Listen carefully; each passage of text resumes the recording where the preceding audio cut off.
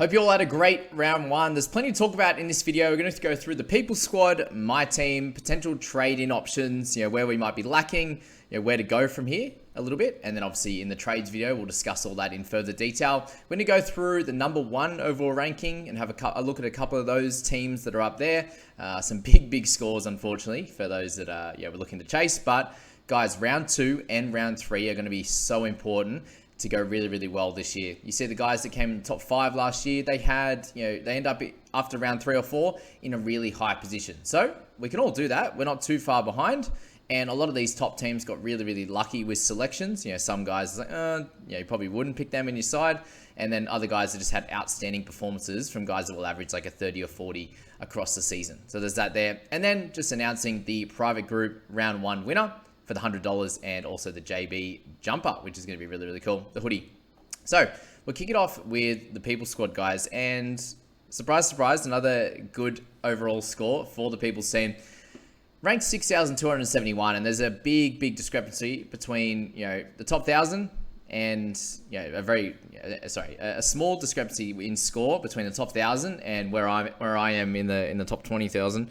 But 836 for this team there. If you get about that 870 mark, you're in a really good spot. So 836, and that included a bunch of pretty low scores, to be honest with you. And we'll go through where we're at now, the holes, and then where we can potentially improve. So Harry Grant up top, having him as our vice captain was terrific. Him, Hopgood, awesome. Obviously, Payne Haas and Carrigan were terrific. And out of all 4 of these guys, you could expect all of them to score similar or slightly lower than that. Grant, we're hoping for about a 65 average. Hopgood, who knows at this point, but anywhere around that 60 mark in these first few weeks would be great.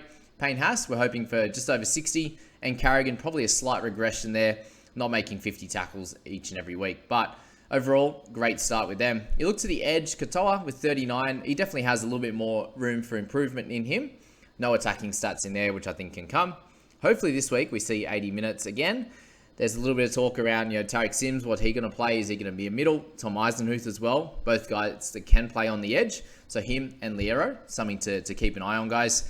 You got Jackson Ford, who did great and needs to be in the majority of people's sides. He'd obviously made 24k there, which was a great start.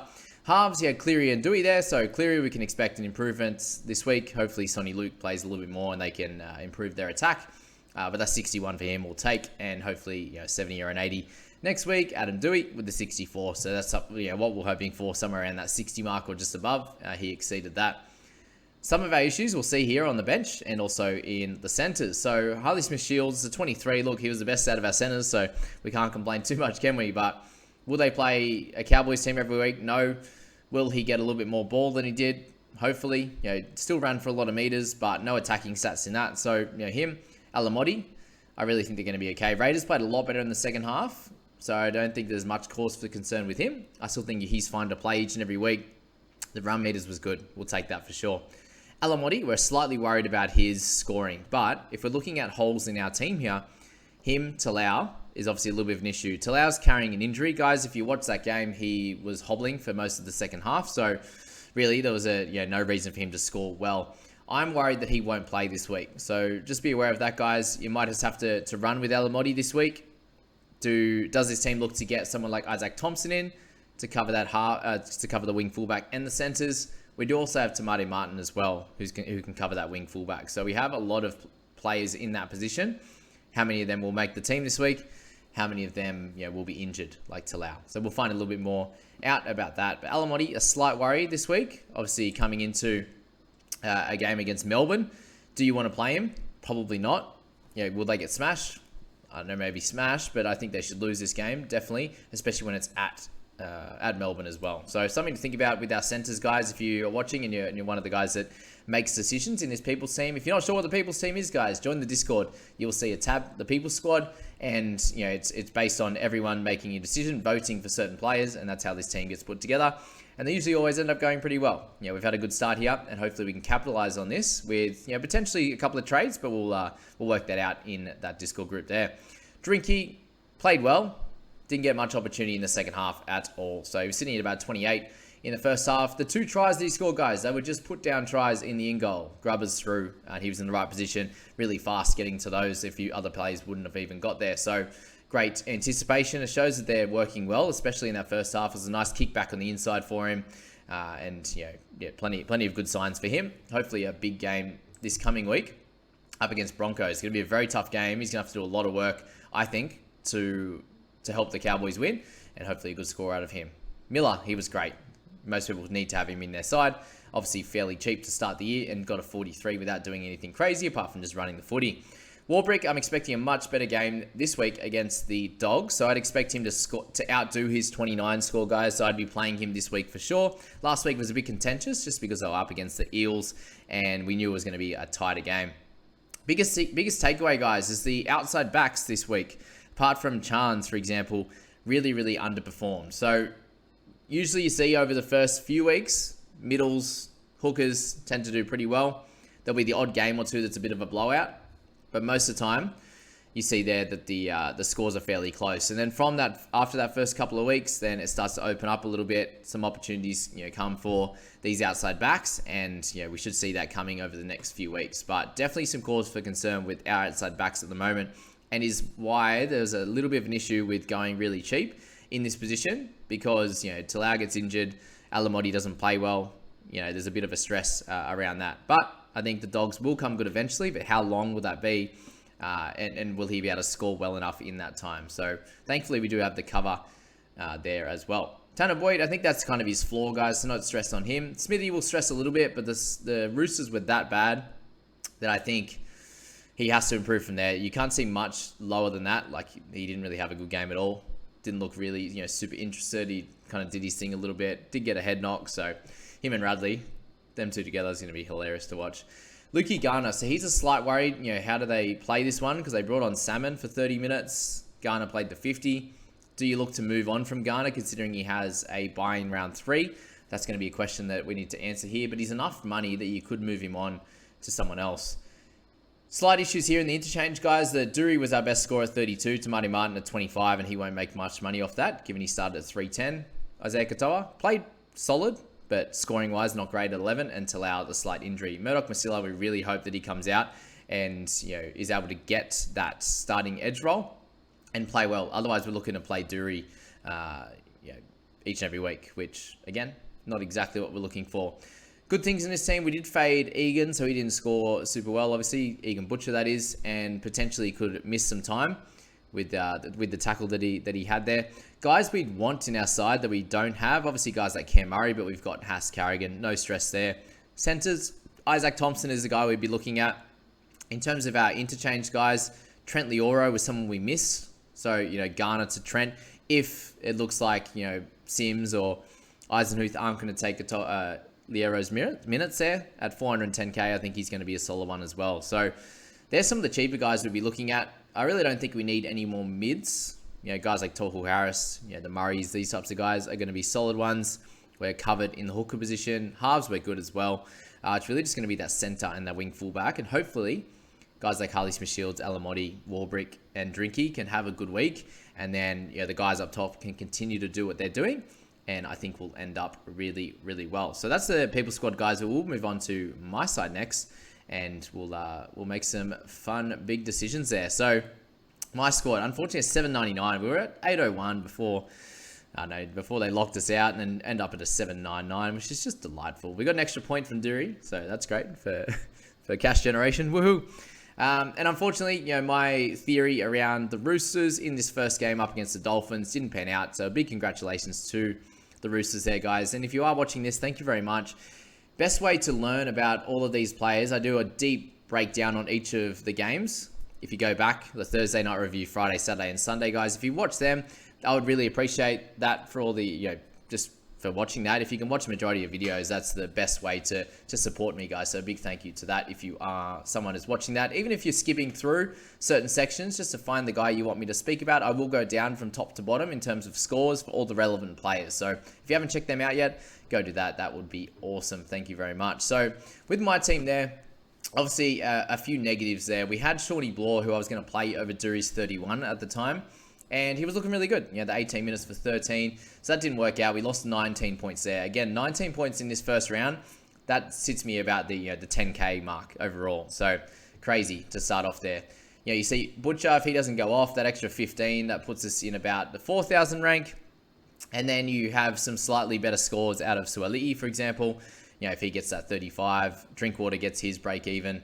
You're sitting up, way back up in the 830s, 840 mark. And we're not talking about having a stressful team. So this first round, guys, if you are sitting with a team that didn't go as well, if you're looking, like mine here at the 18,000 mark, it makes me so sad, to be honest with you. 21k in the bank, we have some decisions to make this week. As I said, round 2, round 3, and 4 are going to be super important for you to be able to go as well as you can this season. I didn't make a lot of money this week here, about 150k, and that was through guys like Hopgood who went up a crazy amount of money, and then obviously Haas went up a little bit, 40. Thankfully, Katoa and Liero were guys that I selected really well, and we were able to do a good job for us there. So, okay, what we're looking at here, where would we look to change this side? That's the biggest question mark to kick this off. And so up top, we're missing a hooker now with Smithy not coming out and doing amazingly well. Unfortunately for us, fading Grant and Robson, which I didn't want to do, but I just thought we needed to shore up that center and wing fullback spot. And, unfortunately, round 1, it didn't really work out. But Drinky's going to be fine long term. We should be able to keep him for the entirety of the year. The wing fullback position, apart from Chance, as I said, didn't go very well. So having him locked in there is going to be great. Having Miller locked in and having Warbrick locked in for this moment here just means I can breathe in the wing fullback position. That's a win. As I said, I wanted some more points out of Drinky, but it wasn't to be. Suoli'i, I think he played really well. But, do I need to upgrade elsewhere? If Butcher gets some time on the sidelines, then I think we need to look to move him on, clearly, with a buy in round 4.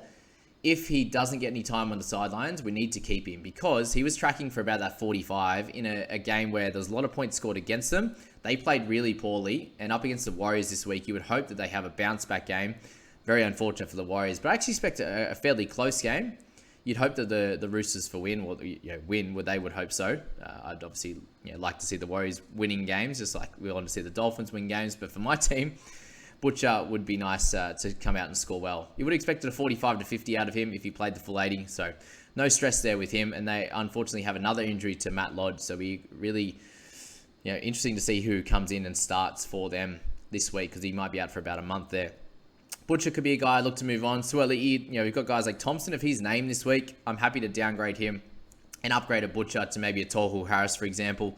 It looks like, it is obviously one game, but in comparison to how he looked last year, just the amount of work rate that he was doing, you saw every second tackle he was looking to be in there, as many tackles as possible. Whereas last year, run meters were down a bit and also tackles made there. So that's something that I'd be looking to move on from. If you look at the rest of the squad, I think Smithy deserves another couple of weeks, at least at a minimum. We need to see what happens for him, and he's so highly owned. Guys like Ford, Liero, Katoa, I think were great pickups. Alamotti is what it is with him. Big question marks this week as to how this is going to work, this center position. Do I move on from a Suoli'i and downgrade to a Thompson if he's named? But other than that, really, there's not a lot of holes in this side. It was just a little bit of unluckiness with guys like Drinkwater, guys like Suoli'i, as I said, the Butchers, the Blaws, and the like there. Preston had a pretty poor game, but big minutes, so you'd expect him to improve from there. Dury, somewhere in the 30s will be good for him. Very happy with how, obviously, Murray played, Payne Haas, Hopgood. So really, this first round, guys, you look at this squad and you go, potentially if Butcher's out and if Suoli'i's out, the only two guys you'd be looking to move on from at this point. Hopefully we can play Murdoch Masila if he's starting, and Talau and Alamotti are question marks as well, but they are for everyone. Everyone has at least one of those guys or potentially both, and then guys like Harley Smith Shields or a Stags or something that wasn't great either. So not a lot to think about in this squad. Team list will show us, make that decision. Hopefully Blorey's back as well, and he is actually starting, and Bateman's not there. But even if Bateman is there, hopefully he's off the bench, and Blorey can get that 50 to 60 minutes there. Very interesting. Offhand Gowie didn't play big minutes either, so very, very, plenty going on. That's for sure. So that's my team, guys. Let me know what you'd be looking to do if you had this team, if this is your one here. There's guys like Cartwright you can use as a bit of a cash grab. He obviously had plenty going on in that first game and did a great job there. At 297, if you pick him up for the next bunch of weeks, he could come out and do an awesome job. Or do you upgrade certain guys? If Butcher is there this week, guys, he won't be traded, and then maybe we look to bring in a Cartwright or something like that to, for some cash generation, and it looks like we could probably play him week to week at the moment until, you know, we find out more with this team. So he comes up against Cronulla. So it'll be another tight game, but, you know, if he can get plenty of tackles, plenty of run meters, there'll be, you know, plenty to talk about there. So let's move on and talk about the rankings. Let's go to that one first, guys. Overall, the first winning player was 970, which was, you know, crazy. We have Rogue Oka with Stevie Boy. So congrats to him. You look at the top 10 guys at 978 all the way down to 942. Very quickly, you know, goes down to about the 900 mark after the top 100 there. So, you know, look, still plenty of points behind. I think the majority of people sitting in that sort of 830 to 870 range, which is pretty nice, and has made an extra bit of squad value, unfortunately, to me. He's already priced 150k ahead of me, which is just delightful. It's exactly what we want round one, all the effort that we go into to do that. So if you look at this team, for example, there's a couple of, you know, slight red flags, but if you look at captaincy, you get an extra 60 points overall with Cherry Evans' score, and then the double points there. So 60 there puts him down to 910 just by picking Cherry Evans. Taumalolo, I don't think is a great selection. We spoke about him, but, you know, end up at 39, not terrible. Went two expensive centers, so how that's going to work over the next few weeks is going to be a big question mark. You know, had Chance in there as well. Had guys like Ilias. Kepi played the 40. Had Cartwright as the loop guy, which was obvious. Guys like Tyron Wishart, just a bit of a strange pick, but it might end up working with Munster being out. And then Alamotti and Preston, which were, you know, fine pickups for sure. I've got them in my side as well. So really just question marks around Taumalolo, Garner, and, you know, thankfully for him now, with the centres being a pretty tough position, no Isaac Thompson. Could end up bringing Isaac Thompson in to have that nice cover. But yeah, probably would end up with too many centers and wing fullbacks. So that's the original round one winning team to kick that off. And then 972 is Baptiste there, Barry the Baptiste. So you look at his squad, guys like Junior Bolo there, 74, which is unexpected. You know, Grant's captaincy was great. Started with Trindle, had a DCE. Most of these players had to have, you know, some type of play like this. You look at here, like Felice Kafusi had a solid game, but he's not a guy you want to be having in your side. Brimson, Katoa, you know, playing Corey Pags, usually he gets like a 20. You know, played him over Eli Katoa, which was classic, you know, and played Cartwright in the 4. So this person, really, really well done, but just, you know, Jeremy Marshall King, someone I think is going to probably average close to 50. Just all had standout games there. So, you know, Sienna Katoa, not a guy you'd probably want on your side. So again, these guys you can definitely catch up to on a regular basis, guys. But yeah, something to think about there. Toma doesn't want to be looked at, unfortunately.